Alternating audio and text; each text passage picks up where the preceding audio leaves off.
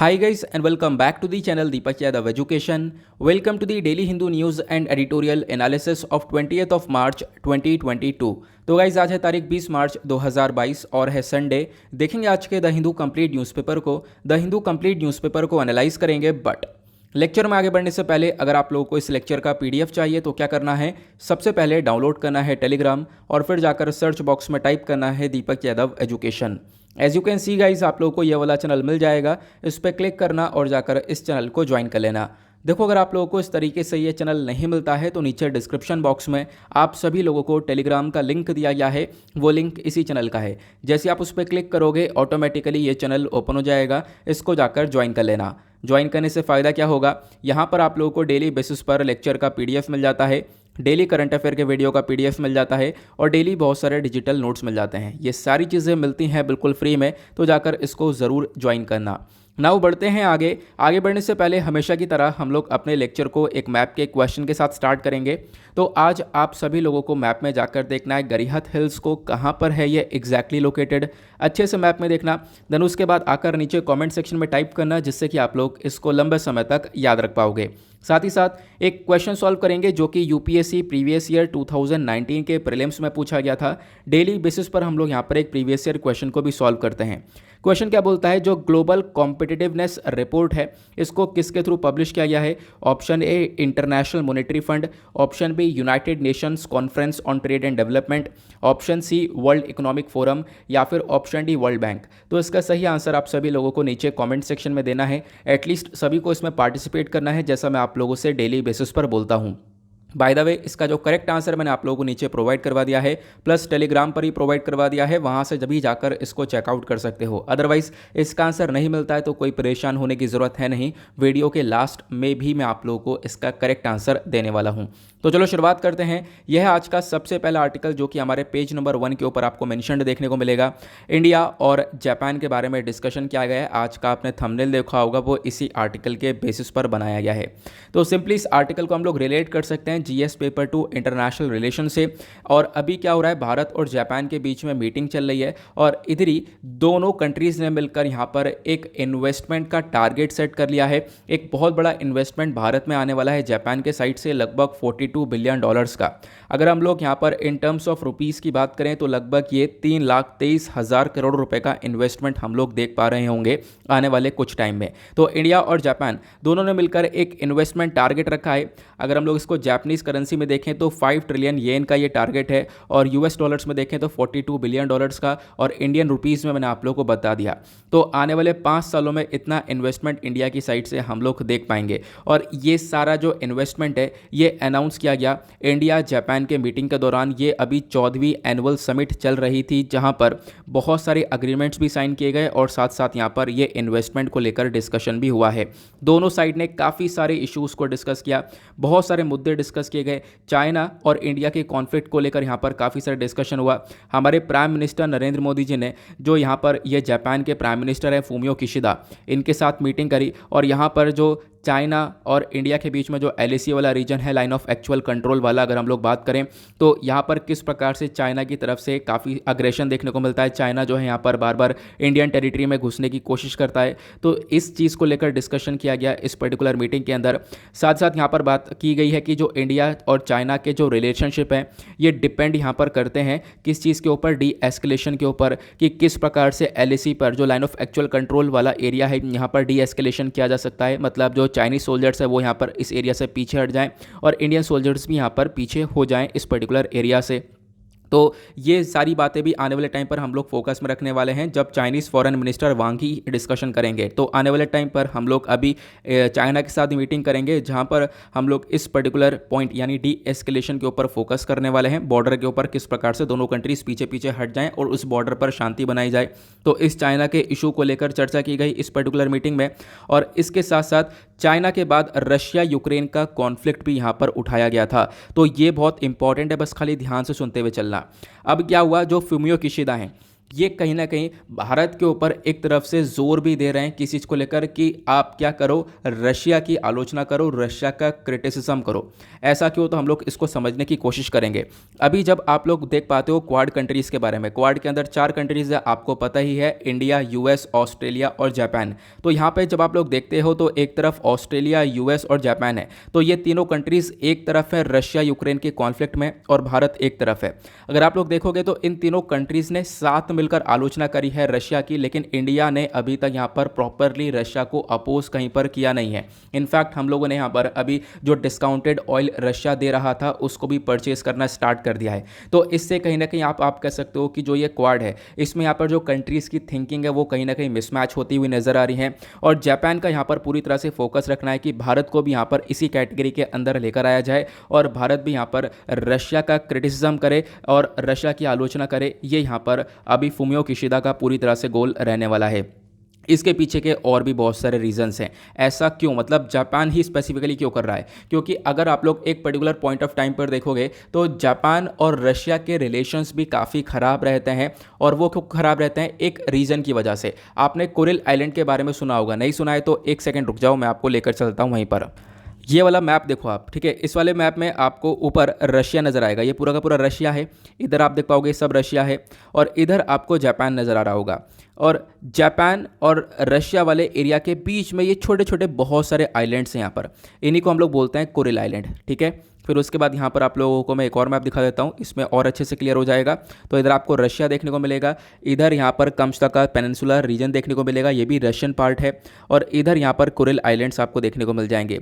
इस Kuril islands को लेकर कॉन्फ्लिक्ट रहते हैं रशिया और जापान के बीच में। तो जापान आज के टाइम पर देख रहा है कि किस प्रकार से रशिया लगातार यूक्रेन के ऊपर अटैक कर रहा है, यूक्रेन के ऊपर दबदबा बना रहा है। तो वैसा ही यहाँ पर उस चीज़ को देखते हुए जापान भी काफ़ी कंसर्न में है कि ये इस वाले एरिया के ऊपर भी कहीं ना कहीं रशिया का दबदबा यहाँ पर ना बन जाए। तो इसको लेकर जापान चाहता है कि भारत भी यहाँ पर कहीं ना कहीं रशिया का क्रिटिसिज्म करना स्टार्ट कर दे। आई होप आपको ये क्लियर हो चुका होगा। और इनफैक्ट एक बहुत बड़ा अपडेट ये भी है कि रशिया ने अभी जो हाइपरसोनिक मिसाइल, मतलब इतिहास में आज तक हाइपरसोनिक मिसाइल का इस्तेमाल नहीं हुआ, उसको भी यूज़ कर दिया और यहाँ पर यूक्रेन के एक पर्टिकुलर पॉइंट के ऊपर यहाँ पर टारगेट किया गया। उसको आगे हम डिस्कस करेंगे। तो वैसा सिनेरियो यहाँ पर जापान बिल्कुल भी नहीं चाहता है। तो इसलिए यहाँ पर आप देख पाओगे आज के टाइम पर ये चीज़ें देखने को मिल जाती हैं, ठीक है। तो फिर यहाँ पर अभी क्या है, अभी जापान यही चाहता है कि भारत भी इस प्रकार से इन तीनों कंट्रीज़ की साइड में आ जाए। क्लियर हुआ? आई होप आप लोगों को काफ़ी अच्छे से सारी इन्फॉर्मेशन मैंने आप लोगों को बता दी है। इस पूरे आर्टिकल का अच्छे से पोस्टमार्टम हम लोगों ने कर लिया है। आगे चलते हैं अगले आर्टिकल की तरफ। नेक्स्ट यहाँ पर एक पिक्चर है जो कि आप लोग देख पा रहे होंगे। देखो क्या है ना, स्पोर्ट्स सेक्शन से ज़्यादा आर्टिकल्स आते नहीं है। पिछली बार स्पोर्ट्स सेक्शन में से आर्टिकल्स आए थे 2-4, तो वो स्पोर्ट्स के आर्टिकल ऐसे स्पोर्ट्स के थे कि यहाँ पर आप लोग देखोगे ना तो वो न्यूज़ काफ़ी बड़ी होती है, वो इनफैक्ट फ्रंट पेज पर कवर कर ली जाती है। तो स्पोर्ट्स सेक्शन पर ज़्यादा जाना नहीं है। फ्रंट पेज पर कोई न्यूज़ आती है तो डेफिनेटली उसको कवर कर लेना। यहाँ पर जैसे आप देख पाओगे बात की गई है नीरज चोपड़ा जी के बारे में, आप लोग सब जानते ही हो। तो अभी क्या है, इनको sports star of the year male वाला जो अवार्ड है वो अभी यहाँ पर इनको दिया गया है। इसी को लेकर एक छोटी सी इन्फॉर्मेशन है। ये अवार्ड्स मुंबई के अंदर दिए जा रहे थे सैटरडे में, वहाँ पर इनको ये अवार्ड्स दिया गया, जैसा आप लोग ये पिक्चर देख पा रहे होंगे, ठीक है। तो sports star of the year का यहाँ पर अवार्ड दिया गया है मेल कैटेगरी में नीरज चोपड़ा को। अगला आर्टिकल हमारा होता है ये वाला। नेक्स्ट आर्टिकल में यहाँ पर जम्मू एंड कश्मीर के बारे में चर्चा की गई है। तो यहाँ पर जो हमारे होम मिनिस्टर हैं अमित शाह जी, ये क्या कर रहे हैं, ये अभी कहाँ पर गए, ये जम्मू वाले एरिया में गए। तो अभी क्या हुआ, जो 83rd रेजिंग डे है of the central reserve police force, जिसको हम लोग CRPF बोलते हैं, तो अभी यहाँ पर इस दिन के अवसर पर क्या हुआ, हमारे अमित शाह जी ने काफ़ी सारी बातें बोली हैं। इस पर्टिकुलर डे पर काफ़ी सारी चीज़ें बोली हैं, स्पीच दी है। तो उस स्पीच के अंदर से कुछ स्पेसिफिक चीज़ों के ऊपर हाईलाइट किया गया इस पर्टिकुलर आर्टिकल के अंदर, जिसको हम लोग देखने वाले हैं। तो हुआ क्या, होम मिनिस्टर अमित शाह जी अभी 2 दिन के विजिट पर हैं जम्मू एंड कश्मीर में।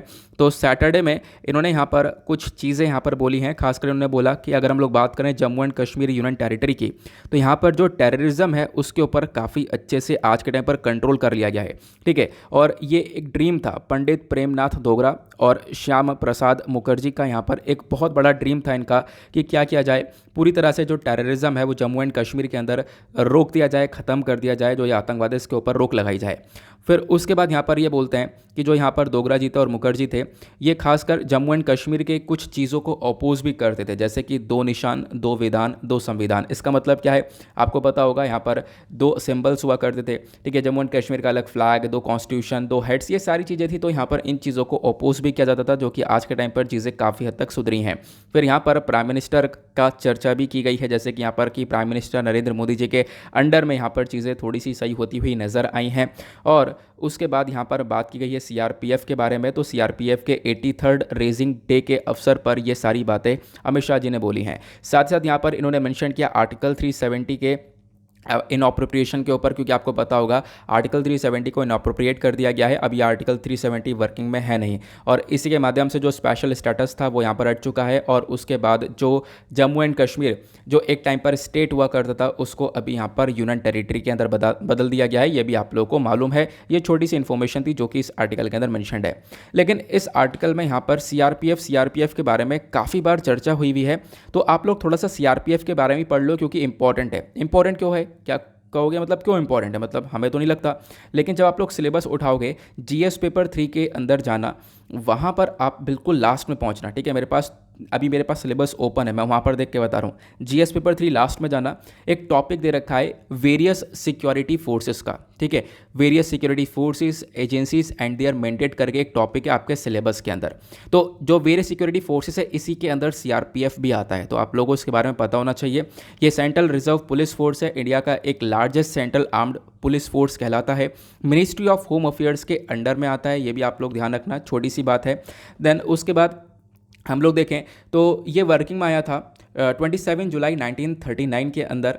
इंडिया का जो इंडिपेंडेंस था, मतलब भारत की आज़ादी थी, उसके बाद यहाँ पर जो सेंट्रल रिजर्व पुलिस फोर्स है, इसको हम लोग यहाँ पर पूरी तरह से लेकर आते हैं सीआरपीएफ एक्ट के माध्यम से, लगभग 28 दिसंबर 1949 के अंडर में।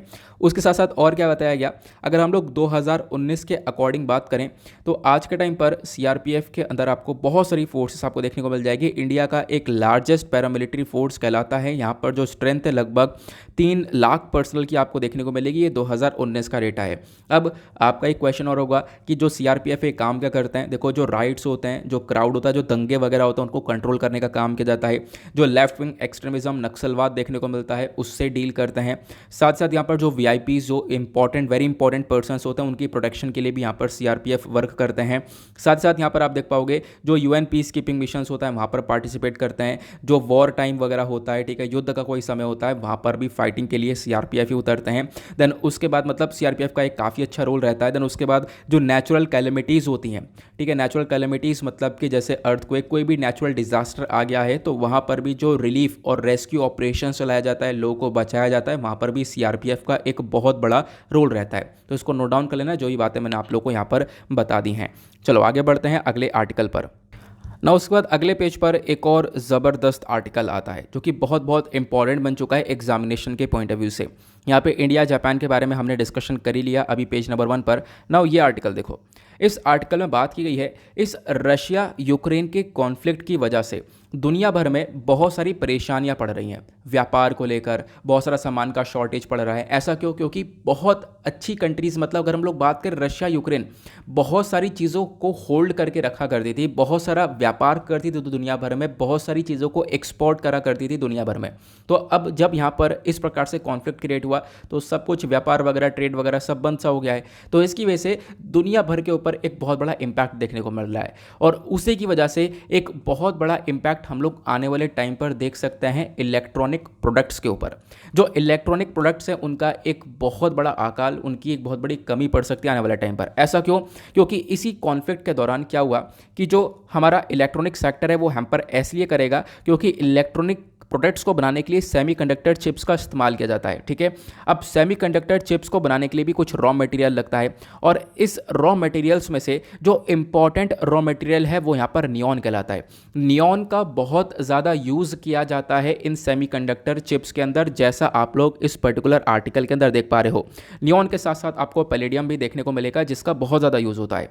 तो यहाँ पर क्या हुआ, ये जो नियॉन है, पैलेडियम है, इसका बहुत ज़्यादा मात्रा में जो प्रोडक्शन है वो यूक्रेन के अंदर इटसेल्फ यहाँ पर होता है। तो इसकी वजह से अब ये जो कॉन्फ्लिक्ट है इसकी वजह से क्या हो रहा है, यूक्रेन इन चीज़ों को एक्सपोर्ट नहीं कर पाएगा। ये चीज़ें नियॉन यहाँ से यूक्रेन से निकलेंगी नहीं तो सेमीकंडक्टर चिप्स कैसे बन पाएंगी, क्योंकि सेमीकंडक्टर चिप्स के अंदर नियॉन का इस्तेमाल होना है, और सेमीकंडक्टर चिप्स नहीं बन पाएंगी तो इलेक्ट्रॉनिक प्रोडक्ट्स कैसे काम करेंगे, क्योंकि उन्हीं इलेक्ट्रॉनिक प्रोडक्ट्स के अंदर सेमीकंडक्टर चिप्स लगनी है। क्लियर हुआ? तो डोंट वरी, यहाँ पर आपने काफ़ी सारे टर्म सुन लिए होंगे, कन्फ्यूजन आ गया होगा, नियॉन क्या है, सेमीकंडक्टर चिप्स क्या है, कोई बात नहीं, मैं आप लोगों को एक एक करके सारी इन्फॉर्मेशन देता हूँ। काफ़ी सिंपल शब्दों में हम लोग कवर करेंगे जैसा मैं करता हूँ, ठीक है। तो पहले हम लोग बात करते हैं इस आर्टिकल के बारे में। मैंने यहाँ पर कुछ स्लाइड्स वगैरह बना रखी थी, पहले भी मैंने आप लोगों को इसके बारे में कवर करवा रखा है। नियॉन शॉर्टेज का क्राइसिस आपको देखने को मिलेगा। जो सेमीकंडक्टर चिप्स होती हैं उसको बनाने में एक सबसे इंपॉर्टेंट रोल रहता है नियॉन का, जिसका एक बहुत बड़ा आकार सा पड़ता हुआ नजर आ रहा है। लेकिन अब बात करें यूक्रेन और नियॉन का आखिरकार कनेक्शन है क्या, तो लगभग 45 से जो 54% का दुनिया भर का सेमीकंडक्टर है, ठीक है, जो खासकर जहां पर नियॉन का इस्तेमाल हो रहा है, तो यहां पर आप कह सकते हो वो एक इंपॉर्टेंट एरिया माना जाता है। अगर हम लोग बात करें दुनिया भर के अंदर सेमीकंडक्टर है 45 से 54% तक सेमीकंडक्टर के अंदर नियॉन का इस्तेमाल हो रहा है, और वो जो नियॉन है वो कहां से आ रहा है, यूक्रेन से निकल कर आ रहा है, ठीक है। अगर हम लोग ग्लोबल पूरे दुनिया भर में नियॉन कंजम्पशन के बारे में बात करें तो वो पिछले साल 540 मैट्रिक टन तक आ चुका था। मतलब कैन यू इमेजिन कि पिछले साल का डेटा है कि दुनिया भर में कितना नियॉन का कंजम्पशन हुआ है, 540 मैट्रिक टन्स का कंजम्पशन हुआ है, ऐसा यहाँ पर बताया गया। फिर उसके साथ साथ क्या बताया गया, अगर हम लोग बात करें नियॉन यूक्रेन में मिल ही रहा है। अब देखो इन्वेजन से पहले, मतलब इस कॉन्फ्लिक्ट से पहले, यूक्रेन के अंदर जब इन्वेजन नहीं हुआ था तो उससे पहले यहाँ पर यूक्रेन की एक कंपनी थी जिसका नाम था इनगैस। इसने लगभग 15,000 से 20,000 क्यूबिक मीटर्स ऑफ नियॉन को पर मंथ प्रोड्यूस किया था। और किसके लिए प्रोड्यूस किया था, Taiwan, Korea, China, US, Germany के लिए। क्यों, इन्हीं कंट्रीज़ के लिए क्यों प्रोड्यूस किया गया, क्योंकि सेमीकंडक्टर जो है ना वो यही कंट्रीज़ बनाती हैं, ताइवान, कोरिया, साउथ कोरिया जो है उसका, चाइना वगैरह, यहाँ पर सेमीकंडक्टर्स का प्रोडक्शन इन्हीं कंट्रीज़ के अंदर सबसे ज़्यादा होता है। तो सेमीकंडक्टर को बनाने के लिए ही यहाँ पर नियॉन का इस्तेमाल किया जाता है। क्लियर हुआ? देन उसके बाद अगर हम लोग बात करें, जो नियॉन के प्राइसेस हैं वो काफ़ी तेज़ी से बढ़ चुके थे एक टाइम पर 2014 के आसपास। 2014 में आपको पता ही है हुआ क्या था। मैं आपको, चलो एक मैप मैंने लगा रखा है, मुझे याद आया, मैं आपको वो भी दिखा देता हूँ साथ ही साथ। 2014 में जो ये वाला रीजन है यूक्रेन का, ठीक है, यहाँ पर इसको हम लोग बोलते हैं क्रीमिया, तो रशिया ने इस वाले रीजन को कब्जा लिया था। तो अगेन एक कॉन्फ्लिक्ट चालू हो गया था, क्योंकि यूक्रेन से नियॉन निकल कर आता है, तो उस समय में पर भी एक विवाद हुआ जिसकी वजह से नियॉन आया नहीं, नियॉन का शॉर्टेज हो गया दुनिया भर में, और जिसकी वजह से सेमीकंडक्टर चिप्स प्रॉपर बन नहीं पाए। तो इसी की वजह से जो नियॉन के प्राइसेस हैं इंटरनेशनल मार्केट में वो 600% से ज़्यादा बढ़ गए थे। तो यहाँ पर मतलब एक एग्जाम्पल भी हमारा कि हाँ ऐसा पहले हुआ है, जो कि आज के टाइम पर फिर से होता हुआ नज़र आ रहा है। अब यहाँ पर देखो प्रीलिम्स बेस्ड काफ़ी सारे क्वेश्चन बन सकते हैं। पहली चीज़, आपको नियॉन के बारे में पता होना चाहिए। देखो नियॉन यहाँ पर अगर हम बात करें, एक नोबल गैस है। नियॉन की डिस्कवरी कैसे हुई है, तो नियॉन को डिस्कवर किया गया था 1898 में। एक ब्रिटिश केमिस्ट थे सर विलियम रैमसे, और उसके बाद मॉरिस ट्रेवर्स, तो दो व्यक्तियों ने मिलकर यहाँ पर इसको डिस्कवर किया गया। उसके साथ साथ यहाँ पर जो नियॉन है एक केमिकल एलिमेंट है, इसका सिंबल Ni है और एटॉमिक नंबर 10 है। जैसा यहाँ पर आप लोग देख पा रहे होंगे, इसका सिंबल Ni है और एटॉमिक नंबर आपको ये ऊपर 10 देखने को मिल जाएगा। देन उसके बाद एक नोबल गैस है। जब आप लोग पीरियोडिक टेबल देखोगे तो पीरियोडिक टेबल के अंदर जो ये इधर आपको पिंक वाला एरिया जो देखने को मिलता है, ठीक है, ये सारी नोबल गैसेस हैं, जिसमें यहाँ पर आपको हीलियम, फिर उसके बाद neon, argon, krypton, xenon, radon देखने को मिलेगा, जिसमें से यहाँ पर 10वें नंबर वाला जो है वो नियॉन कहलाता है। क्लियर हुआ? आगे बात करते हैं। तो नियॉन एक कलरलेस, ओडरलेस, यहाँ पर एक इनर्ट मोनो एटॉमिक गैस आपको देखने को मिलेगा। और यहाँ पे अगर हम लोग बात करें, जो ये नियॉन गैस है ये बहुत कम मात्रा में अर्थ के एटमॉस्फेयर के अंदर भी मिल जाती है। और उसके साथ साथ यहाँ पर क्या बोला गया कि जो नियॉन है ये यहाँ पर एक सेकंड रेयर गैस मानी जाती है इन 3 रेयर गैसेस में। जो हमारी रेयर गैसेस है उन 3 रेयर गैसेस में से नियॉन यहाँ पर सेकंड नंबर पर आने वाली गैस कहलाती है। ये आप लोगों को ध्यान रखना है। बाकी यहाँ पर पीरियोडिक टेबल में कहाँ पर स्टैंड करता है, एटॉमिक नंबर 10 है। ये छोटी छोटी चीज़ें हैं जिसको आप लोगों को ध्यान रखना है। देन उसके बाद ये तो बात हुई नियॉन की। अब हम लोग बात करेंगे सेमीकंडक्टर के बारे में, क्योंकि ये जो सेमीकंडक्टर है इसी के अंदर इस नियॉन का इस्तेमाल होगा, ठीक है। तो दोनों को कनेक्शन पढ़ना बहुत ज़्यादा ज़रूरी है। सेमीकंडक्टर्स यहाँ पर एक ऐसे मटेरियल होते हैं जिसके अंदर इलेक्ट्रिसिटी की कंडक्टिविटी होती तो है लेकिन वो कंट्रोलेबल होती है। अरे यार, इसका क्या मतलब हुआ? इसका मतलब मैं आपको थोड़ा सा समझाता हूँ। पहली चीज़, आप लोग सेमीकंडक्टर देखो, इस प्रकार से आपको ये शेप देखने को मिलते हैं। इनका काफ़ी ज़्यादा इस्तेमाल होता है हर जगह पर। सेमीकंडक्टर्स हर एक इलेक्ट्रॉनिक प्रोडक्ट्स के अंदर है, चाहे लैपटॉप, मोबाइल, ठीक है, काफ़ी बार मैंने आपको बताया, चाहे वो बल्ब हुआ, कोई सी भी चीज़ हुई, सब के अंदर सेमीकंडक्टर्स आपको देखने को मिल जाएंगे।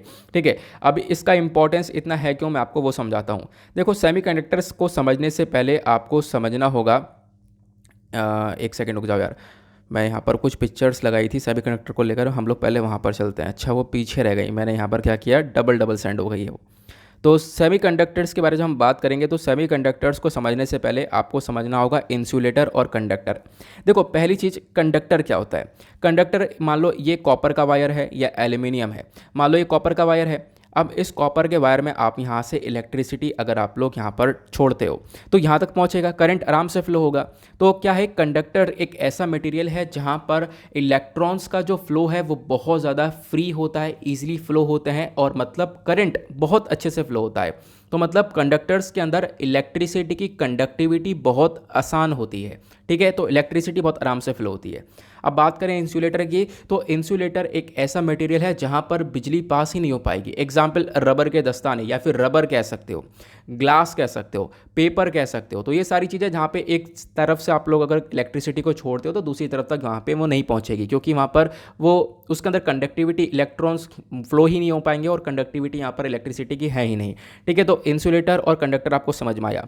और कंडक्टर और इंसुलेटर के बीच में ही स्टैंड करता है सेमीकंडक्टर। तो सेमीकंडक्टर आपको नाम से समझ में आ रहा होगा कि हाँ, इसके अंदर इलेक्ट्रिसिटी फ्लो होती भी है और नहीं भी होती। इसका मतलब क्या है, देखो, इसके अंदर इलेक्ट्रिसिटी फ्लो तो होती है लेकिन इसको हम लोग कंट्रोल कर सकते हैं, बस इतना सा यहाँ पर डिफरेंस देखने को मिलता है। ठीक है, कंट्रोलेबल यहाँ पर ये सिस्टम देखने को मिलता है सेमीकंडक्टर। क्लियर हुआ? तो कंडक्टर, सेमीकंडक्टर, इंसुलेटर्स क्या होते हैं। नाउ जब हम लोग बात करते हैं सेमीकंडक्टर की, तो सेमीकंडक्टर क्या मटेरियल होता है मैंने आपको बता दिया। एक क्वेश्चन दिमाग में आ रहा होगा, यार ये बनते कैसे होंगे। तो इसको बनाने के लिए यहाँ पर कुछ एलिमेंट्स का इस्तेमाल किया जाता है, जैसे सिलिकॉन। ठीक है, सिलिकॉन हो गया, जर्मेनियम, गैलियम आर्सेनाइड, और उसके बाद कैडमियम सेलेनाइड। तो इन चीज़ों का इस्तेमाल किया जाता है सेमीकंडक्टर्स को बनाने के लिए। सबसे ज़्यादा इसमें से कौन सी चीज़ इस्तेमाल होती है, तो वो सिलिकॉन का सबसे ज़्यादा यूज़ होता है। ठीक है, ध्यान रखना इसके बारे में। सिलिकॉन का एटॉमिक नंबर 14 है, सिंबल आपको ऐसा ही देखने को मिलेगा। इस प्रकार से आपको सिलिकॉन नज़र आता है। सिलिकॉन को यहाँ पर रिफाइन करने के बाद, देखो ये रॉ फॉर्म है, इसको रिफाइन करने के बाद हम लोग सेमीकंडक्टर्स में इसका यूज़ करते हैं। क्लियर हुआ? बाकी कंडक्टर, इंसुलेटर सब कुछ क्लियर हो चुका है। एक क्वेश्चन दिमाग में और आएगा कि सर यहाँ पर ये जो सेमीकंडक्टर है ये इतना इंपॉर्टेंट क्यों है हमारे लिए। सबसे पहला पॉइंट यहाँ पर यह है कि देखो, इसकी प्रॉपर्टीज़ की बात करें तो पहली चीज़ यह है कि क्या होता है, सेमीकंडक्टर के अंदर हम लोग क्या कर सकते हैं, जो चार्ज है, मतलब जो इलेक्ट्रॉन्स वगैरह है, उसको हम लोग आराम से कंट्रोल कर सकते हैं। मतलब जो इलेक्ट्रिसिटी है उसको कंट्रोल किया जा सकता है। साथ साथ यहाँ पर एक यूनी डायरेक्शनल करंट आपको देखने को मिलता है। एक साइड से आप लोग यहाँ पर फ्लो करोगे तो यहीं से करंट जाएगा। ठीक है, ऐसा नहीं आप इधर से फ्लो करोगे तो इधर आएगा, तो एक साइड से जाएगा, उसको आप लोग कंट्रोल भी कर सकते हो। ऐसा आपको यहाँ पर देखने को मिल जाएगा। अब एक क्वेश्चन दिमाग में और आएगा कि यार ये तो शानदार सी चीज़ बना ली गई है सेमीकंडक्टर्स। ठीक है, इसका सब जगह पर इस्तेमाल हो रहा है, मतलब सारे इलेक्ट्रॉनिक प्रोडक्ट्स के अंदर, इनफैक्ट जो इलेक्ट्रिक कार वगैरह सब के अंदर आपको सेमीकंडक्टर का यूज़ होता हुआ नजर आएगा। तो क्वेश्चन ये आ रहा होगा दिमाग में कि सेमीकंडक्टर से पहले क्या हुआ करता था जिसके बेसिस पर हम ये सारी चीज़ें चला रहे थे। टीवी पहले चल रहे थे, टीवी आप देख पाओगे इस प्रकार से डब्बे वाले टीवी हुआ करते थे। तो जब सेमीकंडक्टर नहीं था तो ये कैसे हम चला रहे थे, तो सेमीकंडक्टर से पहले यहाँ पर दूसरी चीज़ हुआ करती थी, वो था यहाँ पर वैक्यूम ट्यूब। आपको ध्यान रखना है, वैक्यूम ट्यूब इतना सक्सेसफुल रहा नहीं, फेल मार गया, जिसकी वजह से यहाँ पर सेमीकंडक्टर बने। और उसके बाद आप देख पाओगे पहले यहाँ पर इस प्रकार से टीवी थे, आज के टाइम पर आप देख पाओगे सेमीकंडक्टर के बेसिस पर एलईडीज़ वगैरह भी चल रही हैं। अब एक क्वेश्चन और है कि दुनिया भर में कौन सी कंट्री है जो कि सेमीकंडक्टर का सबसे ज़्यादा प्रोडक्शन करती है, तो ये 2020 का डेटा है। तो मतलब अकॉर्डिंग टू 2020 डेटा के बारे में बात करें तो सेमीकंडक्टर के मामले में ताइवान सबसे नंबर 1 कंट्री आपको देखने को मिलेगा। ताइवान के अंदर 2 कंपनी है, TSMC और UMC, यहाँ पर सबसे ज़्यादा सेमीकंडक्टर का प्रोडक्शन होता है। देन उसके बाद साउथ कोरिया का आप यहाँ पर देख पाओगे एक बहुत बड़ा रोल है। देन उसके बाद यहाँ पर कुछ और कंट्रीज़ भी हैं, देन चाइना का भी रोल आपको देखने को मिलेगा। ये सेमीकंडक्टर के प्रोडक्शन करने वाली कंट्रीज़ आपको नज़र आ जाएंगी। क्लियर हुआ? चलो आगे बढ़ते हैं अब अगले आर्टिकल पर ना। उसके बाद यहाँ पर आपको एक छोटा सा आर्टिकल यहाँ पर देखने को मिल जाएगा। नेवी ने एक स्टेटमेंट दिया है। नेवी ने यहाँ पर ये बोला कि देखो जो ज्योग्राफी है वो इंडिया को एक एडवांटेज देती है। मतलब इसका मतलब क्या, हम लोग थोड़ा समझने की कोशिश करते हैं। देखो नेवी ने यहाँ पर एक स्टेटमेंट क्या दिया कि देखो आज के टाइम पर चाइना का एक बहुत बड़ा कंसर्न है। मतलब चाइना को लेकर काफ़ी हद तक हम लोग परेशानियाँ फेस करते हैं। चाइना का एक सबसे बड़ा, मतलब चाइना ही हमारी एक सबसे बड़ी प्रॉब्लम बन के बैठा हुआ है। तो नेवी ने कुछ ऐसी कैपेसिटी को बिल्ड कर लिया है और बिल्ड करा था जहाँ पर हम लोग क्या कर सकते हैं कि चाइना को हम लोग यहाँ पर टैकल कर सकते हैं। ठीक है, चाइना को हम लोग यहाँ पर कैसे टैकल कर सकते हैं वो यहाँ पर बताया गया। अगर हम लोग देखें, अगर एक फ्यूचर रोड मैप के बारे में बात करें तो देखो जो आज के टाइम पर चाइना का कोस्ट लाइन है ये लगभग 18,000 किलोमीटर का था। और उसके साथ साथ यहाँ पे बताया गया, इन चीज़ों को देखते हुए नेवी ने काफ़ी हद तक इम्प्रूवमेंट किया है। इंडिया ने यहाँ पर इम्प्रूव किया है अपनी कैपेसिटी को ताकि हम लोग चाइना को टैकल कर सकें। तो इस कैपेसिटी के अंदर हम लोगों ने एंटी सबमरीन वॉरफेयर कैपेबिलिटी को यहाँ पर इम्प्रूव कर लिया है। मतलब चाइना के पास देखो बहुत सारी सबमरीन्स हैं। आज के टाइम पर सबमरीन के मामले में चाइना एक one of the top country है। एक सबमरीन को बनाने में सालों लग जाते हैं, जहाँ पर चाइना के पास बहुत सारी सबमरीन्स है, भारत के पास बहुत कम सबमरीन्स है as compare to the China. लेकिन यहाँ पे अगर हम लोग बात करें तो सबमरीन को उड़ाने का तरीका तो है हमारे पास। तो अगर मान लो यहाँ पर दुश्मन की सबमरीन है तो उसको अटैक करने के लिए यहाँ पर भारत के पास पूरी तरह से कैपेबिलिटी आपको देखने को मिलेगी, जहाँ पर हम लोग चाइनीज़ सबमरीन्स को डिटेक्ट कर सकते हैं और उसको यहाँ पर उड़ा सकते हैं। तो उसके साथ साथ यहाँ पर नेवी ने यह बताया कि हमारे पास सर्विलांस सिस्टम बहुत मजबूत हो चुका है। मतलब हम लोग निगरानी रखने के मामले में भी काफ़ी आगे आगे आ चुके हैं। हमारे पास सर्विलांस एयरक्राफ्ट देखने को मिलेंगे, मतलब एक ऐसे विमान जो कि यहाँ पर पूरी तरह से निगरानी रख सकते हैं ओशन के ऊपर, और वो एंटी सबमरीन वॉरफेयर की तरह यहाँ पर यूज़ किया जा सकते हैं। सबमरीन, दूसरी जो सबमरीन है उसके ऊपर अटैक किया जा सकता है, दुश्मन की सबमरीन को यहाँ पर टैकल किया जा सकता है। ये कैपेसिटी आज के टाइम पर भारत के पास आपको देखने को मिलेगी, ऐसा नेवी ने बोला। साथ साथ नेवी ने यहाँ पर ये भी बोला कि हम लोगों ने लगभग 12 P-8I long range maritime petrol aircraft जो कि यूएस से हमने परचेज करे हैं वो भी हमने इंडक्ट कर लिए हैं। प्लस अभी यहाँ पर 6 और जो एयरक्राफ्ट्स है वो अंडर प्रोसेस है, उसको हम लोग खरीद रहे हैं। उसके साथ साथ यहाँ पर अभी 24 MH-60R मल्टी रोल हेलीकॉप्टर्स आपको देखने को मिलेंगे। इसका जो पहला बैच है वो यहाँ पर हमारे पास कुछ टाइम पर आने वाला है। ठीक है, आने वाले कुछ महीनों में हमारे पास आ जाएगा। तो इसकी वजह से इंडियन नेवी की पावर और ज़्यादा बढ़ जाएगी, ऐसा यहाँ पर मेंशन किया गया जैसा मैंने आप लोग को यहाँ पर बताया। साथ साथ यहाँ पर एक चीज़ और मेंशन करी गई है, जब आप लोग देख पाओगे आज के टाइम पर खासकर क्वाड का कोऑपरेशन अपनी जगह पर है। क्वाड की नेवीज़ के बीच में कोऑपरेशन देखने को मिलेगा। मतलब जो 4 देश हैं इनके बीच में बहुत बड़ा कोऑपरेशन आपको देखने को मिल जाता है। क्लियर हुआ?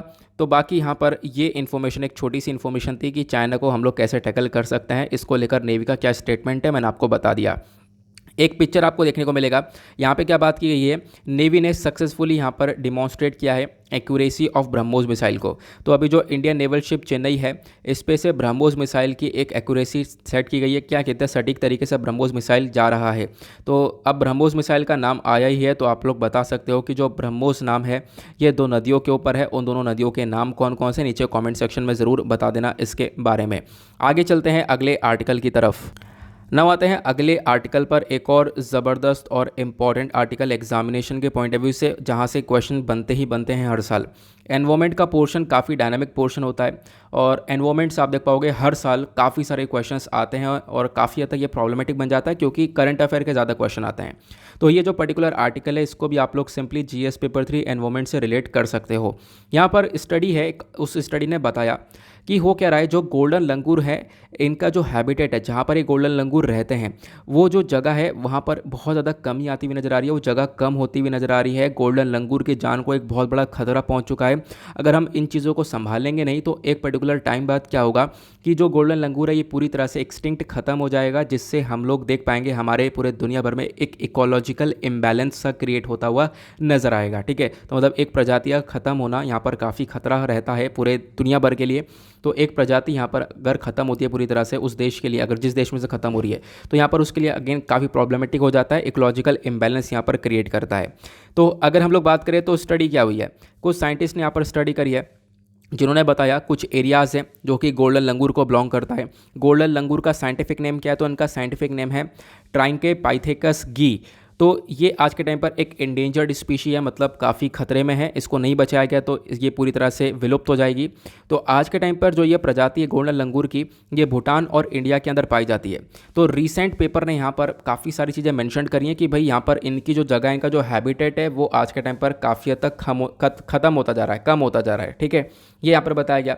अब दूसरा क्वेश्चन दिमाग में आएगा कि गोल्डन लंगूर्स कहाँ कहाँ पर पाए जाते हैं, तो उस पर आने से पहले मैं आप लोगों को कुछ बातें जो खासकर स्टैटिक पोर्शन है, प्रीलिम्स के पॉइंट ऑफ व्यू से बहुत इंपॉर्टेंट है, वो मैं आपको बता रहा हूँ। ठीक है, तो गोल्डन लंगूर के बारे में आपको 2-4 बातें जाननी होंगी जो कि ज़बरदस्त हैं। सबसे पहली चीज़, इसका साइंटिफिक नेम में बात करें तो ट्राइकापाइथेकस की इसका साइंटिफिक नेम है। इसके बारे में बात करें तो जो गोल्डन लंगूर्स हैं इनको बहुत आराम से पहचाना जा सकता है, क्योंकि इनके ऊपर जो फर है वो आप देख पाओगे, गोल्डन कलर का फर देखने को मिल जाएगा, जिसी के बेसिस पर इनका नाम रखा गया है। फिर साथ साथ यहाँ पर और क्या बताया गया, अगर हम लोग यहाँ पर देख पाओ कलर के बारे में बात करें तो कलर जो है काफ़ी डिफरेंट रहता है। जो एडल्ट्स वाले लंगूर होते हैं इनके कलर के बीच में काफ़ी हद तक आपको चेंजेस देखने को मिल जाते हैं, और बहुत सारे यहाँ पर आपको ऑलमोस्ट प्योर वाइट भी आपको देखने को मिल जाते हैं।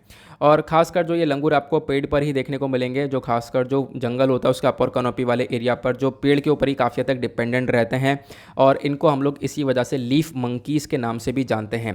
कहाँ कहाँ पर पाए जाते हैं, तो आज के टाइम पर अगर हम लोग स्पेसिफिकली भारत के बारे में बात करें तो भारत में और उसका जो वेस्टर्न असम वाला एरिया, यहाँ पर बहुत सारे आपको गोल्डन लंगूर देखने को मिलेंगे। और इंटरनेशनल लेवल पर बात करेंगे तो यहाँ पर भूटान में भी देखने को मिल जाते हैं। लेकिन अगर हम लोग बात करें भारत की, तो भारत में साउथ असम वाला रीजन हो गया इंडिया के अंदर, उसके बाद सदर्न भूटान वाला रीजन हो गया। ठीक है, वहाँ पर भी आपको ये गोल्डन लंगूर देखने को मिलते हैं। अगर हम लोग बात करें तो भारत के अंदर ये कहाँ कहाँ पर है ये पता चला। उसके साथ साथ जो भूटान है, मानस रिवर हो गया, संकोश रिवर, ब्रह्मपुत्र रिवर, ये कुछ एरियाज़ आपको देखने को मिल जाएंगे। ये जो रिवर्स हैं, इन रिवर्स के माध्यम से जो ये एरियाज़ हैं ये कहीं ना कहीं रिस्ट्रिक्टेड है, ये एरियाज़ यहाँ पर घिरे हुए हैं। ठीक है, तो अगेन कुछ खास ऐसी बात है नहीं, बस खाली इतना ज़रूर ध्यान रखना कि ये कहाँ कहाँ पर पाए जाते हैं, वो जगह मैंने आपको बताई। और उसमें भी इंडिया और भूटान का नाम आपको पता होना चाहिए कि हाँ, इंडिया भूटान के अंदर तो ये गोल्डन लंगूर देखने को मिलते हैं। अब बात करते हैं थ्रेट की, इनको खतरा क्या है। देखो यहाँ पर ऊपर ही मेंशन किया गया, जो इनका हैबिटेट है वो यहाँ पर काफ़ी कम है, और नेचुरल बाउंड्री से यहाँ पर घिरा पड़ा है, नदियों से घिरा पड़ा है यहाँ पर जहाँ पर भी ये रहते हैं। ठीक है, जिसकी वजह से जो क्या हो रहा है, इनका एक्सटिंक्शन, जो इनका ये जो प्रजाति है लगातार विलुप्त होती हुई नजर आ रही है, क्योंकि इनको जगह पहले से बहुत ज़्यादा कम मिली हुई है। ठीक है, ऐसा आप लोग देख पाओगे। बाकी जो जगह मिली हुई है वहाँ पर भी कंस्ट्रक्शन चल रहा है, कुछ एंथ्रोपोजेनिक एक्टिविटीज़ आपको बढ़ती हुई नजर आएंगी। इलेक्ट्रिफिकेशन कर दिया गया है, तार वहाँ से निकाल दिए गए हैं। ठीक है, लगातार डिफॉरेस्टेशन हो रहा है, पेड़ की कटाई हो रही है, कंस्ट्रक्शन हो रहा है, बहुत सारा काम किया जा रहा है, जिसकी वजह से यहाँ पर प्रजातियाँ और ज़्यादा परेशान हो रही हैं। तो एक क्वेश्चन दिमाग में आपके और आएगा, तो क्या हम बचाने के लिए कुछ नहीं कर रहे इस प्रजाति को। तो कंजर्वेशन एफर्ट्स में हमने काफ़ी सारे एफर्ट्स लगाने की कोशिश करी है। अगर हम लोग देखें तो सेंट्रल जू अथॉरिटी ने यहाँ पर जो हमारा सेंट्रल जू अथॉरिटी है, इन्होंने कोशिश करा था कि 2011 के अंदर कि हम लोग क्या कर सकें, इन लंगूर की ब्रीडिंग करवा सकें, जिससे इनकी पॉपुलेशन इंक्रीमेंट देखने को मिले। 2019 के अंदर भूटान ने भी यहाँ पर देखा कि लगातार इनकी पॉपुलेशन कम होती हुई नज़र आ रही है। ठीक है, ये हम लोग देख पा रहे हैं। अभी फ़िलहाल इस साल का इनका सेंसस, इनकी जनगणना हुई नहीं है, तो इस साल का सेंसस नहीं हुआ है। तो अगर यहाँ पर सेंसस को देखें तो अभी हमें एक बहुत बड़ा चेंज देखने को मिल सकता है। बाकी प्रोटेक्शन स्टेटस के बारे में बात करें तो IUCN लिस्ट में इंडेंजर्ड कैटेगरी में आता है, मैंने आपको बता ही दिया है, मतलब इसकी जान को काफ़ी बड़ा खतरा है इन प्रजातियों को। क्लियर हुआ। बाकी हम लोग कहाँ थे, अगर हम लोग बात करें कौन कौन से एरियाज़ इनके लिए सूटेबल एरियाज़ हैं, तो सूटेबल एरियाज़ में बात करें तो यहाँ पर काफ़ी सारे एरिया हैं। सिरांग है, सरपांग है, जेमकांग और सोंगका, ये सारे डिस्ट्रिक्ट्स हैं भूटान के, जहाँ पे आपको ये प्रजाति देखने को मिलेगी। भारत में बात करें तो चिरांग, कोकरझार, उसके बाद धुबरी, ये सारे डिस्ट्रिक्ट्स आपको आसाम के देखने को मिलेंगे, जहाँ पर ये लंगूर की प्रजाति पाई जाती है। बताया जा रहा है कि एक टाइम पर इनका जो एरिया है वो बहुत ज़्यादा बड़ा हुआ करता था, आज के टाइम पर वो एरिया लगातार कम होता जा रहा है, और 2031 तक इनका जो हैबिटेट है वो और ज़्यादा रिड्यूस हो जाएगा, जिसकी वजह से अगेन ये काफ़ी हद तक परेशानियाँ फेस करने वाले हैं। और ऐसा रहा तो जल्दी हम लोग यहाँ पर ये प्रजाति पूरी तरह से अपने कंट्री से खो देंगे, ऐसा भी हम लोग देख सकते हैं। इसमें कोई हैरानी वाली बात होगी नहीं, ये यहाँ पर मेंशन किया गया। देन कंजर्वेशन एफर्ट्स में क्या क्या किया जा रहा है ये मैं आपको ऑलरेडी बता चुका हूँ कि हम लोग किस प्रकार से इन प्रजातियों को बचाने के ऊपर कोशिश कर रहे हैं। क्लियर हुआ। तो छोटी सी इन्फॉर्मेशन थी, इसको ज़रूर अपने पास नोट डाउन करके रख सकते हो। आगे चलते हैं अगले आर्टिकल पर। नाम आते हैं पेज नंबर 9 के ऊपर, दैट इज़ वर्ल्ड सेक्शन। देखेंगे दुनियादारी में क्या चल रहा है। यहाँ पे एक आर्टिकल आपको देखने को मिलेगा। अब रशिया यूक्रेन के डिस्प्यूट के बीच में एक बहुत बड़ा मतलब इंसिडेंट हुआ है। इंसिडेंट क्या हुआ है, यहाँ पर एक बहुत बड़ा काम किया गया रशिया के थ्रू कल। हुआ क्या, मतलब पूरे इतिहास में सबसे पहली बार रशिया ने हाइपरसोनिक मिसाइल का यूज़ कर लिया है यूक्रेन के ऊपर। ठीक है, तो मतलब अभी फ़िलहाल आप कह सकते हो कि मतलब एक अल्टीमेट लेवल पर रशिया जा चुका है। अपने जो एडवांस से भी एडवांस, जो मल्टी एडवांस वेपन्स है उनका इस्तेमाल करना स्टार्ट कर दिया गया है। हाइपरसोनिक मिसाइल क्या है ना, अभी आपको 5 से 10 मिनट बाद समझ में आ जाएगा कि हाँ हाइपरसोनिक मिसाइल होती क्या है, सुपरसोनिक मिसाइल क्या होती है, इनके अंदर इंजन्स कौन से होते हैं। सारी बातें मैंने आज से 2 महीने पहले पढ़ाई थी, उसको मैं आज आप लोग को दोबारा से बहुत अच्छे से समझाने वाला हूँ, बस खाली ध्यान से सुनते हुए चलना। तो हुआ क्या, रशिया ने सैटरडे में यहाँ पर बोला कि भाई हमने हाइपरसोनिक मिसाइल का यूज़ कर लिया है और यूक्रेन के अंदर यूज़ किया है। यूक्रेन के अंदर कौन सा एरिया है, तो वहाँ पर जो रोमानिया है, मतलब यूक्रेन के आसपास आपको बहुत सारे देश देखने को मिलेंगे, तो रोमानिया भी एक देश पड़ता है। तो रोमानिया के पास में यहाँ पर यूक्रेन में एक जगह है जहाँ पर हथियार काफ़ी सारे इकट्ठे करे गए थे।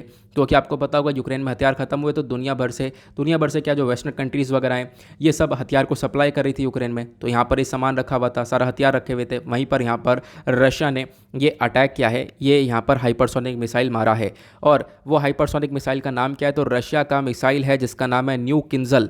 ठीक है, इसको हम लोग डैगर भी बोलते हैं। ये एक हाइपरसोनिक मिसाइल है जो कि यहाँ पर रोमानिया वाले रीजन में हिट हुआ। चलो मैं आप लोग को थोड़ा सा मैप दिखा देता हूँ, क्योंकि मैप अगर हम लोग देख लेंगे तो इससे थोड़ा सा और अच्छे से क्लियर रहेगा। ठीक है, अगर हम लोग बात करें तो आपको यूक्रेन के नीचे ये रोमानिया देखने को मिलेगा। मान लो इसी वाले रीजन में कहीं पर अटैक हुआ है, यहीं पर एक तरीके से इस मिसाइल को छोड़ा गया। क्लियर हुआ, ये हो गई। अब उसके बाद अगर हम लोग देखें तो इससे काफ़ी नुकसान भी हुआ। अब उसके बाद एक और इन्फॉर्मेशन निकल कर ये आती है कि जो यूक्रेन है वो हर तरफ से यहाँ पर मांग ये कर रहा है कि भाई क्या हो जाए कि बातचीत हो जाए। ठीक है, यूक्रेन यहाँ पर चाह रहा है कि पूरी तरह से हम लोग बैठकर आपस में डिस्कशन करें, एक पीस टॉक हो जाए। लेकिन रशिया आज के टाइम पर यहाँ पर कोई भी बातचीत करने के लिए तैयार है नहीं। रशिया का कहना यह है कि अभी जो भी ऐसे लोग बैठे हैं यूक्रेन के अंदर जो कि यहाँ पर नाजी विचार वाले हैं, ठीक है, तो अभी क्या है उन विचार वालों को यहाँ पर पूरी तरह से ख़त्म करना है, उसके बाद यहाँ पर रशिया रुकने वाला है। अगर हम लोग बात करें रशिया के इस किंजल हाइपरसोनिक मिसाइल के बारे में, तो इस मिसाइल को रशिया ने सबसे पहली बार दिखाया था 2018 में नेटो को टैकल करने के लिए। जो नॉर्थ एटलांटिक ट्रीटी ऑर्गेनाइजेशन है जिसके अंदर 30 देश हैं, अमेरिका इसको लीड कर रहा है।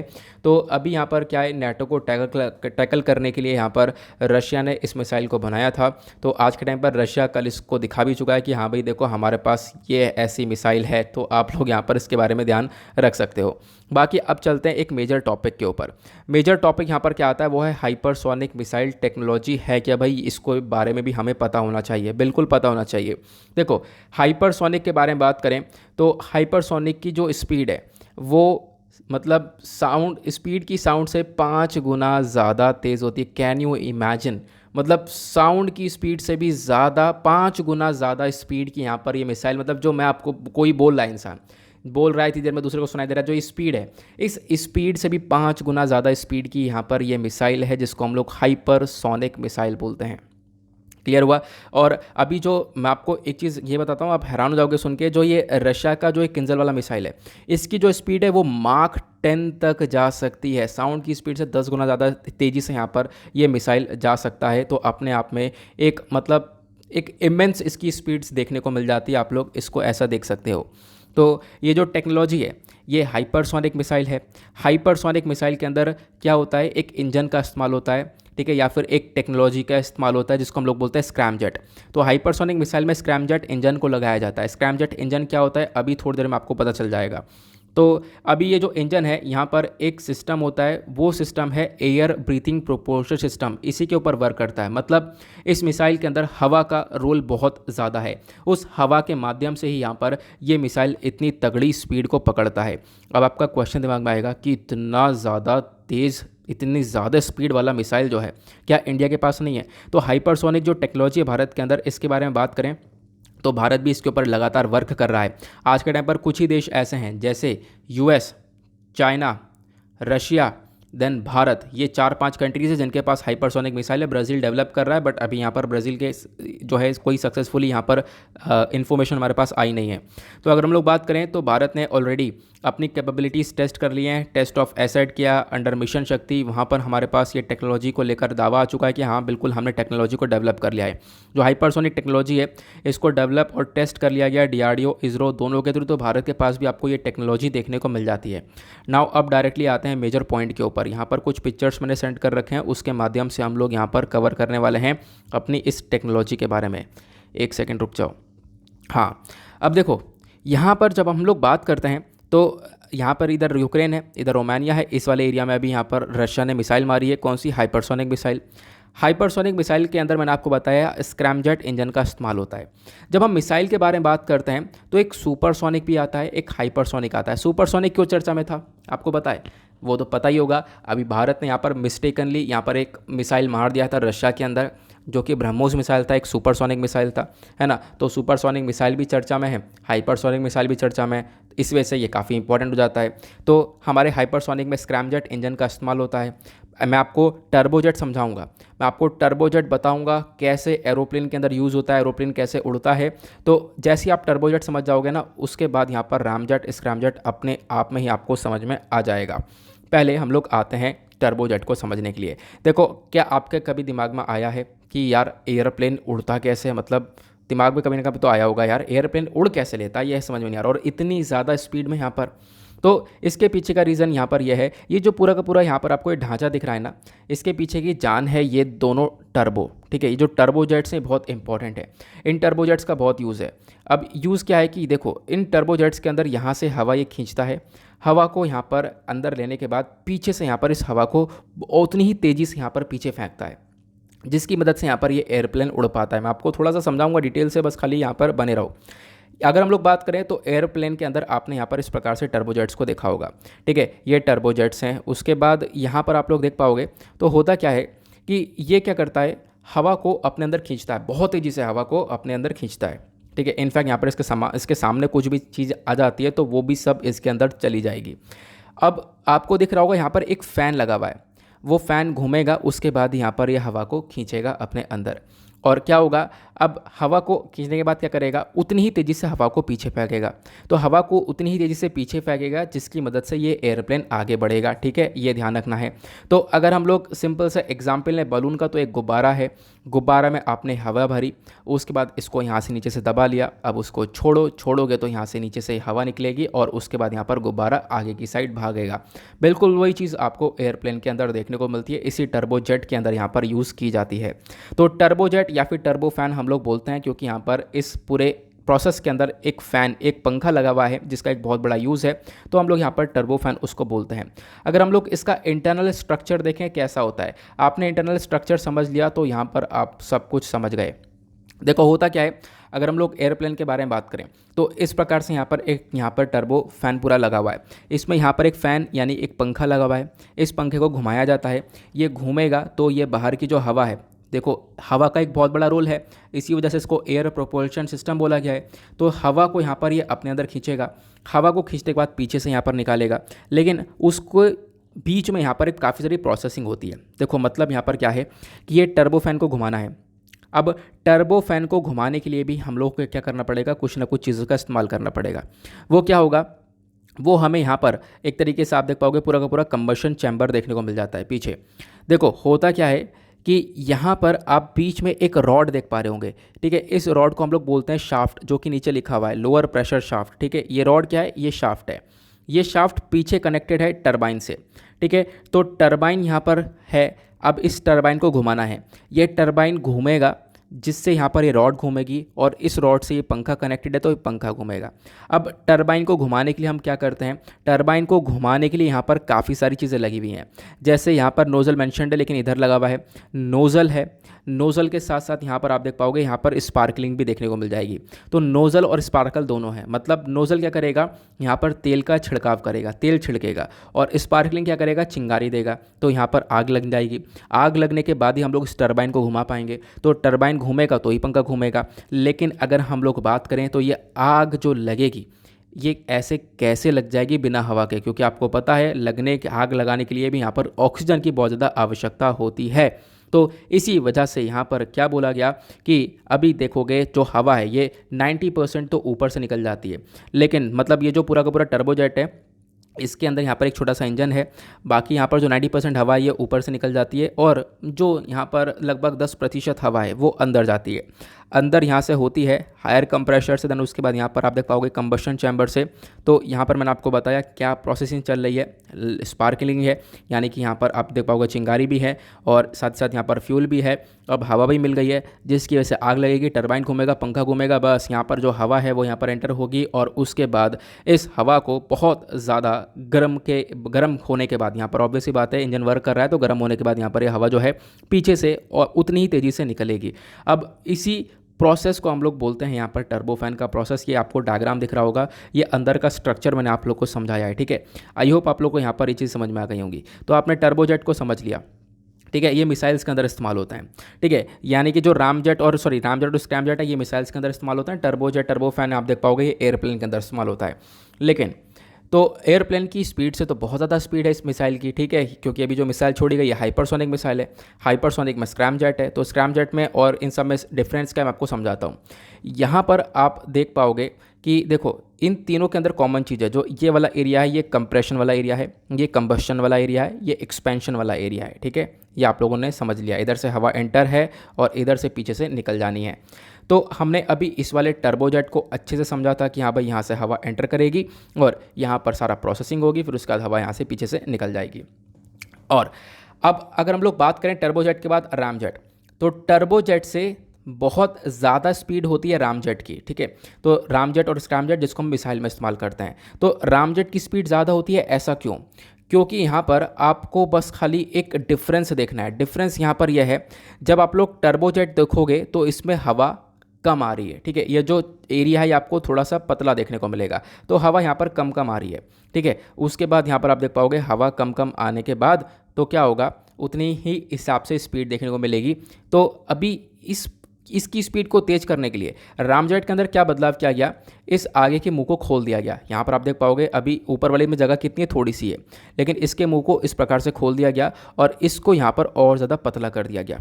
पतला कर दिया गया मतलब यहाँ पर ज़्यादा हवा जाएगी, ठीक है। यहाँ पर ज़्यादा एयर का यूज़ होगा, ज़्यादा प्रेशर यहाँ पर बनेगा और यहाँ पर ज़्यादा प्रेशर बनेगा, इसको और ज़्यादा पतला कर दिया गया है और पीछे से आप देख पाओगे इसको फिर से पतला कर दिया गया है और तेज़ी से हवा यहाँ से पीछे से निकलने वाली है। बस इतना सा डिफरेंस है, ये यहाँ पर स्ट्रक्चर के अंदर इस प्रकार से आपको चेंजेस देखने को मिल जाएंगे, ठीक है। फिर उसके बाद इसी के नीचे जब हम स्क्रैमजेट के बारे में बात करते हैं तो स्क्रैमजेट की तो और भी तेज़ी स्पीड है। यहाँ पे हम बात करें साउंड की स्पीड से 5 गुना ज़्यादा से भी ज़्यादा स्पीड देखने को मिल जाएगी। तो जो कि अभी यहाँ पर रशियन ने इस्तेमाल किया है, अपना जो पूरा किंजल है उसके अंदर स्क्रैमजेट इंजन का इस्तेमाल किया गया है। स्क्रैमजेट के अंदर क्या होता है, इस चीज़ को हम और पतला कर देते हैं, ठीक है, मतलब और ज़्यादा हवा अंदर आए। तो यहाँ पर आप लोग देख पाओगे अभी इसको और पतला कर दिया गया है, ये थोड़ी सी जगह और ज़्यादा खुल चुकी है, मतलब यहाँ पर बहुत ज़्यादा एयर अंदर जाने वाली है और उसके बाद यहाँ पे प्रेशर क्रिएट होने वाला है, पीछे से हवा यहाँ पर और ज़्यादा निकलने वाली है क्योंकि इसको हमने पतला कर दिया है। तो इसके बाद यहाँ पर आप देख पाओगे इसकी स्पीड दैट इज़ वाई यहाँ पर काफ़ी तेज़ी से हो जाती है। क्लियर हुआ? तो आई होप आप लोगों ने काफ़ी अच्छे से रामजेट, स्क्रैमजेट, हाइपरसोनिक के बारे में समझ लिया है, ठीक है। तो मैंने हाइपरसोनिक टेक्नोलॉजी क्या होती है आप लोगों को काफ़ी अच्छे से समझा दिया है। इसको लिखना कैसे, तो ये सारे नोट्स आपको मिल जाएंगे। पीडीएफ आप डाउनलोड करोगे तो पीडीएफ डाउनलोड करने के साथ साथ यहाँ पर क्या करना, इस पे येलो पोर्शन पर क्लिक करना, आपके सामने ये चीज़ें ओपन हो जाने वाली हैं, ठीक है। रामजेट आपने सीख लिया, स्क्रैमजेट आप लोगों ने सीख लिया, ठीक है। तो स्क्रैमजेट थोड़ा सा अच्छा वर्जन होता है, ठीक है, रामजेट के कंपैरिजन में। ये यहाँ पर हमारे पास एक इन्फॉर्मेशन है। क्लियर हुआ? चलो आगे बढ़ते हैं, लेकिन आगे बढ़ने से पहले मैं आप लोगों को बता दूं आज संडे है, संडे में एडिटोरियल आते नहीं है लेकिन साइंस एंड टेक आता है। लेकिन आप लोगों को मैं साइंस एंड टेक दिखाता हूँ, काफ़ी टाइम मैंने लगा दिया है साइंस एंड टेक में लेकिन कुछ भी नहीं मिला। आप खुद देखो मेरे साथ, यहाँ पर कोविड के बारे में बातचीत की गई है, तो अगेन यहाँ पर कोविड को लेकर अब आपको कुछ नहीं पढ़ना है। फिर कोविड के बारे में बातचीत की गई है, इसके नीचे फिर कोविड के बारे में बातचीत की गई है, ठीक है। इंडिया को क्या करना चाहिए, रशिया हांगकॉन्ग चाइना हांगकॉन्ग के अंदर कोविड केसेस चल रहे हैं तो भारत को क्या करना चाहिए, वही लॉकडाउन्स वगैरह के बारे में चर्चा की गई है। तो अगेन और फिर उसके बाद एक लौता आर्टिकल ये बचता है, जब इसको पढ़ा तो यहाँ पर भी कुछ नहीं निकल कर आया। फ्रॉक्स और टोड्स के बारे में बताया जा रहा है, ठीक है। यहाँ पर इनकी पेरेंटल के बारे में बताया जा रहा है, पेरेंटल केयर गिविंग के बारे में। तो अगेन पूरा आर्टिकल पढ़ लिया है, इसमें से कुछ भी ऐसी इन्फॉर्मेशन नहीं है जो आपको हेल्प करेगी, ठीक है। तो डेफिनेटली आप लोग पूरे पेपर को आज स्किप कर सकते हो। अदरवाइज़ यहाँ पर काफ़ी अच्छे आर्टिकल्स आते हैं साइंस एंड टेक पर, बट आप लोग खुद आप क्लियरली देख पा रहे होंगे साइंस एंड टेक पर कुछ भी नहीं आया है।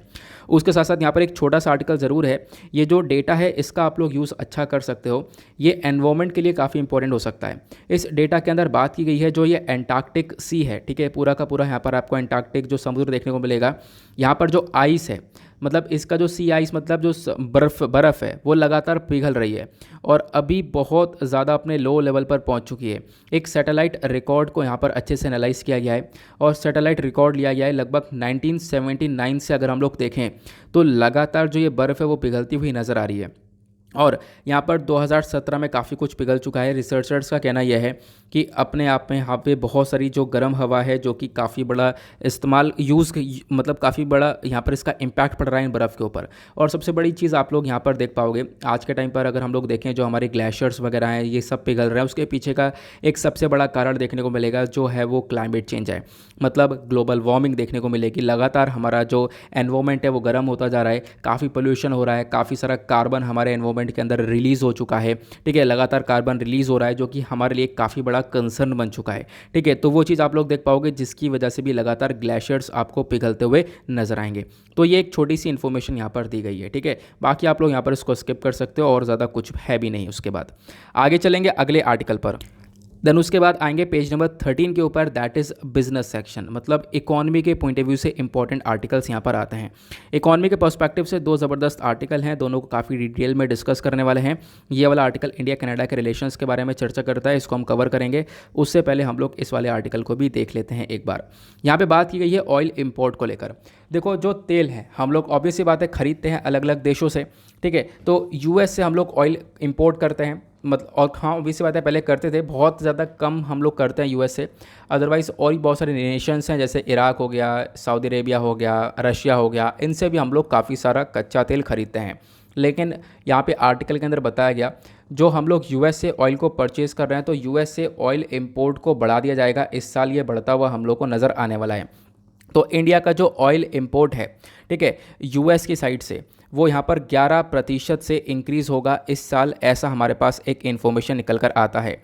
नाउ ये जो ऑयल प्राइसेस हैं, ऑयल प्राइसेस ये काफ़ी तेज़ी से बढ़ चुका है इंटरनेशनल मार्केट में। ऐसा क्यों हुआ है? क्योंकि रशिया यूक्रेन का कॉन्फ्लिक्ट है। रशिया ने जिस प्रकार से इन्वेजन किया है यूक्रेन के ऊपर पिछले महीने, उसके बाद हम देख पाएंगे दुनिया भर में जो कच्चे तेल के दाम है बढ़ चुके हैं। इंडिया के अंदर भी आपको बहुत ज़्यादा इन्फ्लेशन देखने को मिल जाएगी इस तेल को देखते हुए।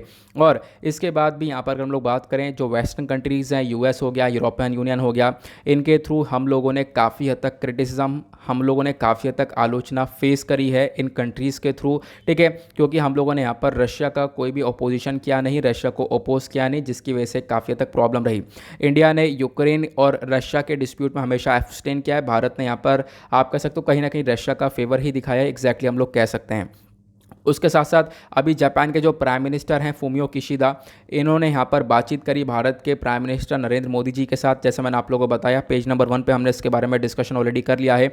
यहाँ पर भी जापान का एक बहुत बड़ा जोर रहा है इंडिया के ऊपर कि भारत रशिया की आलोचना करे। उसके पीछे का रीजन कुरिल आइलैंड्स वाला भी है, जो कि मैंने अभी आप लोगों को स्टार्टिंग में पेज नंबर 1 के ऊपर ही बता दिया था। देन उसके बाद यहाँ पे बात की गई है, अगर हम लोग सप्लाई देखें तो हम लोग कहाँ कहाँ से तेल को परचेज़ कर रहे हैं। इराक भी बहुत सारा तेल सप्लाई करता है, लगभग इंडिया के ऑयल का 23% सप्लाई इराक की है। उसके साथ साथ सऊदी अरेबिया 18%, यूएई 11% और यूएस जो है वो इस साल बढ़ोतरी करने वाला है। इस साल हमें ज़्यादा तेल एक्सपोर्ट करने वाला है, या फिर आप कह सकते हो भारत इस साल यूएस से ज़्यादा तेल खरीदने वाला है। वो लगभग 8% से यहाँ पर इंक्रीमेंट देखने को मिलने वाला है।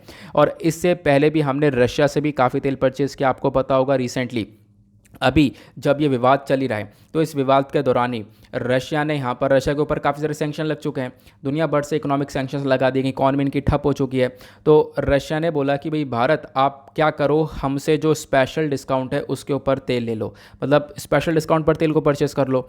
तो यहाँ पर जो काम भारत ने किया, अभी भारत ने यहाँ पर ऑर्डर कर दिए लगभग 3 million barrels of Russian oil जो कि हम लोग परचेज़ कर रहे हैं। तो यहाँ पर ये सारा तेल एक स्पेशल डिस्काउंट के ऊपर परचेज़ किया जा रहा है, जिसके बाद हम लोगों ने अगेन और बहुत सारा आलोचना फेस किया है और बहुत सारा क्रिटिज़म फेस किया है। दुनिया भर का क्रिटिसिज्म आया है।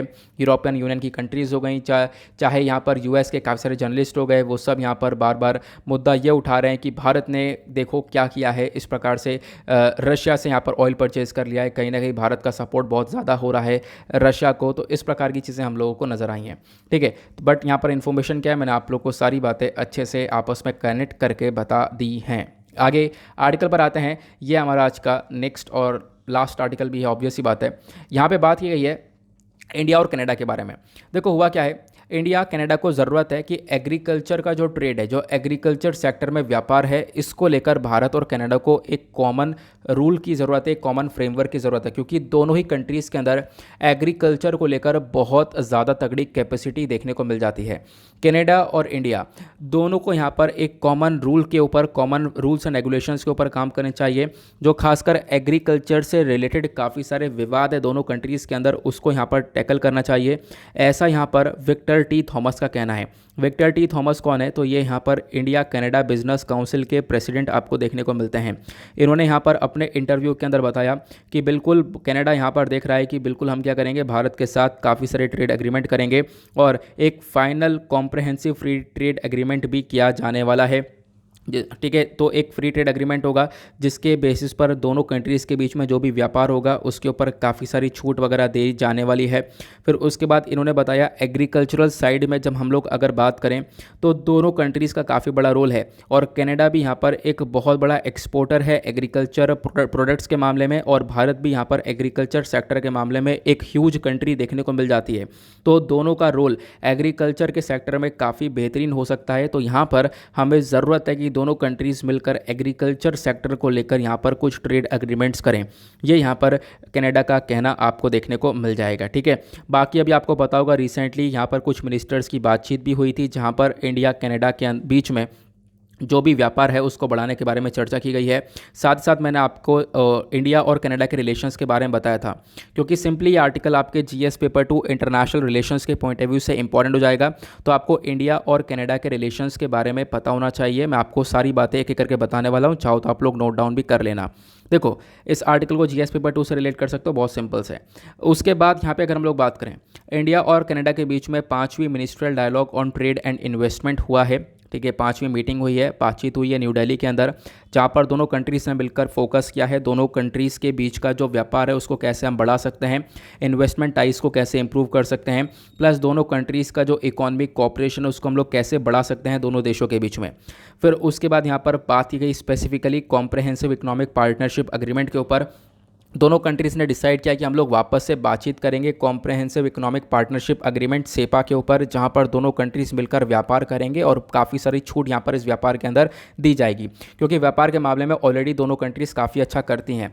अगर हम लोग बायलैटरल गुड्स के बारे में देखें, जो दोनों कंट्री का व्यापार है वो 2021 के अंदर 6.3 बिलियन डॉलर्स का देखने को मिला था। तो दोनों कंट्रीज़ का व्यापार 2021 के अंदर अपने आप में बहुत ज़्यादा था, इसको मजबूत करने की और भी ज़्यादा आवश्यकता है। इंडिया और कनाडा के अगर हम रिलेशंस के बारे में बात करें तो इनका जब हम लोग ओवरव्यू देखते हैं तो यहाँ पर मैं आपको काफ़ी सारी बातें बताऊंगा कि हाँ रिलेशंस कहाँ पर स्टैंड करते हैं, इकोनॉमिक रिलेशंस कैसे हैं, हर चीज़ यहाँ पर हम लोग कवर करने वाले हैं। अगर हम लोग बात करें भारत और कनाडा के बायलैटरल टाइज, तो ये बहुत इंपॉर्टेंट है। दोनों कंट्रीज़ में आपको डेमोक्रेसी देखने को मिल जाएगी, इकोनॉमिक इंगेजमेंट काफ़ी ज़्यादा देखने को मिल जाएगा, पीपल टू पीपल टाइज देखने को मिलेंगे। मतलब कि भारत और कनाडा के रिलेशंस अपने आप में पीपल टू पीपल कनेक्टिविटी के बेसिस पर भी काफ़ी अच्छे हैं। उसके साथ साथ यहाँ पर जो प्राइम मिनिस्टर हैं भारत के, वो कनाडा गए थे अप्रैल 2015 में, उसके बाद रिलेशंस और ज़्यादा मजबूत होते हुए चले गए।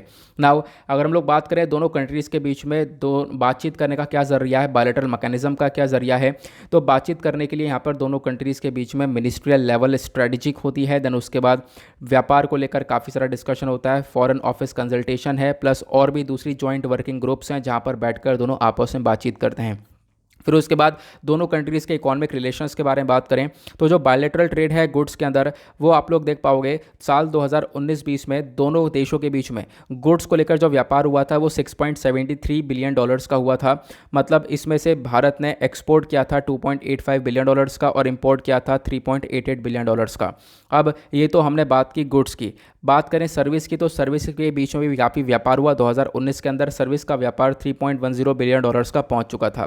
देखो अब इसमें से भारत ने एक्सपोर्ट और इंपोर्ट क्या किया, तो बहुत तगड़े तगड़े आइटम्स हम लोगों ने एक्सपोर्ट करें, जैसे जेम्स, ज्वेलरी, प्रीशियस स्टोन्स हो गए, pharmaceutical products, readymade garments, mechanical appliances, organic chemicals, light engineering goods, iron steel articles, ये सारी चीज़ें हम लोगों ने एक्सपोर्ट करी है। इंपोर्ट क्या किया है, तो इंपोर्ट यहाँ पे हमने कनाडा से किया है roots, tuber, newsprint, wood pulp, potash, iron, scrap copper, ये सारी चीज़ें हमने इंपोर्ट करी है। तो ये तो वे रिलेशंस यहाँ पर हमने इकोनॉमी सेक्शन के पढ़े।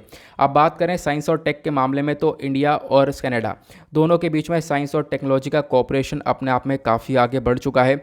अगर हम लोग देखें तो दोनों कंट्रीज़ रिसर्च और डेवलपमेंट के ऊपर काफ़ी अच्छे से फोकस कर रही हैं। कनाडा यहाँ पर एक पार्टनर कंट्री है हमारे टेक्नोलॉजी समिट 2017 का। स्पेस के सेक्टर में बात करें तो इंडिया और कनाडा दोनों ने यहाँ पर सक्सेसफुली जो कमर्शियल रिलेशंस है उसको स्पेस के सेक्टर में काफ़ी बढ़ाया है।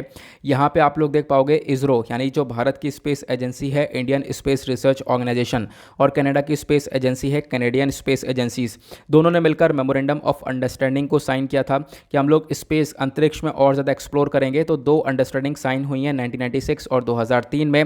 फिर उसके बाद यहाँ पर जब इसरो ने अपनी 100वीं सैटेलाइट, जो यहाँ पर पोलर सैटेलाइट लॉन्च व्हीकल है, हमने अपनी 100वीं सैटेलाइट लॉन्च करी थी, तो हमने अपनी सैटेलाइट के साथ साथ कनाडा का भी पहला लो अर्थ ऑर्बिट सैटेलाइट को लॉन्च किया था आंध्र प्रदेश का जो स्पेस पोर्ट है श्रीहरिकोटा, वहाँ से। तो यहाँ पे आप स्पेस सेक्टर में रिलेशंस देख पाओगे। देन उसके बाद एजुकेशन के मामले में बात करें तो एजुकेशन में एक बहुत बड़ा एरिया आपको देखने को मिलेगा जहाँ पर इंडिया और कनाडा ने दोनों ने मिलकर मेमोरेंडम ऑफ अंडरस्टैंडिंग्स को काफ़ी सारी साइन कर रखा है और इसी एमओयू को रिन्यू किया गया था फरवरी 2018 में। सिक्योरिटी और डिफेंस के मामले में बात करें तो यहाँ पर आप देख पाओगे G20 के अंदर कनाडा और इंडिया दोनों ही ग्रुप्स आपको देखने को मिल जाते हैं। प्लस दोनों कंट्रीज़ का मेजर फोकस यह है कि हम आतंकवाद को टैकल कर सकें। पीपल टू पीपल टाइज मैं आपको बता ही चुका हूँ, कनाडा यहाँ पर सबसे ज़्यादा लोगों को होल्ड करता है। मतलब भारत के बहुत सारे नागरिक आज के टाइम पर कनाडा में आपको देखने को मिल जाते हैं। और यहाँ पे बताया गया एक सबसे बड़ा डायस्पोरा भारत का इंडिया में देखने को भारत का कनाडा में देखने को मिलेगा। इनफैक्ट जो कनाडा के अंदर जो पॉलिटिकल सिनेरियो है, मतलब इनका जो मेंबर ऑफ पार्लियामेंट है, इस मेंबर ऑफ पार्लियामेंट में 338 लोगों की स्ट्रेंथ है। 338 में से 22 मेंबर जो मेंबर ऑफ पार्लियामेंट है वो इंडिया से ही बिलोंग करते हैं। तो अपने आप में यहाँ पर एक बहुत बड़ा यहाँ पे आपको डेटा देखने को मिल जाएगा। देन उसके बाद कोविड-19 पैंडेमिक के तौर पर बात करें, दोनों कंट्रीज़ का कोऑपरेशन काफ़ी तगड़ा देखने को मिला। भारत के जो भी लोग यहाँ पर फंसे हुए थे कनाडा में वो इंडिया भी आए, और कनाडा के बहुत सारे लोग इंडिया में फंसे हुए थे, उन सबको प्रॉपरली कनाडा के अंदर भेजा गया। देन उसके बाद यहाँ पर इसी कोविड-19 के दौरान भारत ने काफ़ी सारी जो दवाइयाँ हैं वो कनाडा को पहुँचाई, जैसे यहाँ पर 12.34 crore paracetamol tablets, hydrochloroquine tablets पहुँचाई हम लोगों ने। काफ़ी कुछ फेस मास्क, शील्ड्स वगैरह, प्रोटेक्टेड इक्विपमेंट्स, ये सारी चीज़ें हम लोगों ने कनाडा को दी थी। तो ये थे सारे रिलेशंस। आई होप आप लोगों को यहाँ पर रिलेशंस भी कवर हो चुके हैं। कुछ एक्स्ट्रा पॉइंट्स है जो कि आप लोग को इसके बारे में पता होना चाहिए। ओके, तो यहाँ पर इसके साथ हमारा एनालिसिस होता है समाप्त। बाकी स्पोर्ट्स सेक्शन है, आर्टिकल के बारे में आप लोग को ऑलरेडी बता चुका हूँ, ठीक है। बाकी साइंस एंड टेक में कुछ था नहीं, तो संडे का न्यूज़पेपर होता है हमारा आज का समाप्त। काफ़ी कुछ हम लोगों ने आज के न्यूज़पेपर से कवर किया है। और आप लोगों ने अभी तक वीडियो को लाइक नहीं किया है तो वैसे तो मैं आज वीडियो में कहना भूल चुका हूं, तो लाइक ऑब्वियस सी बात है कमाने वाले हैं, लेकिन मैं आपको याद अब दिला देता हूं। तो फटाफट वीडियो को लाइक कर देना और एक सपोर्ट कर सकते हो आप वीडियो को लाइक करके। हमने टारगेट रखा है 5K प्लस लाइक्स का। ओके, नाउ अब आता है अपने क्वेश्चन के ऊपर, जो कि स्टार्टिंग में क्वेश्चन पूछा गया था 2019 में यूपीएससी का क्वेश्चन था। ग्लोबल कॉम्पिटिटिवनेस रिपोर्ट पब्लिश की गई है किसके थ्रू? तो इसका करेक्ट आंसर है सी, वर्ल्ड इकोनॉमिक फोरम के थ्रू ये पब्लिश किया गया था। इसी के साथ करते हैं वीडियो को समाप्त। मिलते हैं आप लोगों से नेक्स्ट वीडियो में। आज के लिए bye bye, have a nice day, thank you and जय हिंद।